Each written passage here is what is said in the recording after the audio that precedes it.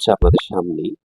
এখন আপনারাই বিচার করবেন যে কিভাবে বা কোনটা ইউজ করা আপনাদের জন্য ভালো হবে। কারণ বাজারে হচ্ছে মানে ইয়ের অভাবে আরো কিছু বিষয় আছে। আমি দেখাই এই যে আ মোটামুটি টেস্টগুলো তো আমি সম্পন্ন করলাম।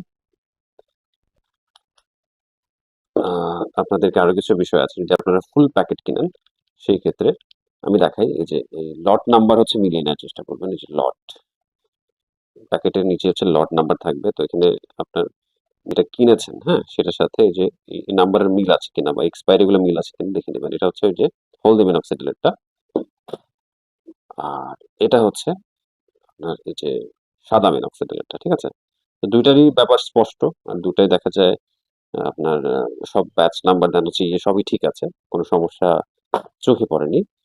তো এখন আপনারাই ডিসাইড করেন আসলে যে কোনটা আপনারা মানে আপনাদের জন্য উপযোগী। তো আশা করি মানে আসলে ওরকম কোনো ভিডিও আমি মানে দেখিনি এই পর্যন্ত নির্ভরযোগ্য যে ব্লিচ টেস্ট যেগুলা মানে দেখা যায় ইউটিউবে দেখা যায় যে আপনার টেস্ট করলে রং চেঞ্জ হয়ে যায় তাহলে বুঝে যে মিনক্সিডিল আছে বা এটা শুকিয়ে গেলে দেখা যায় মিনক্সিডিল আছে, দানা দানা হয়। বাট এগুলোর আসলে ওরকম উপযুক্ত প্রমাণ পাওয়া যায় না।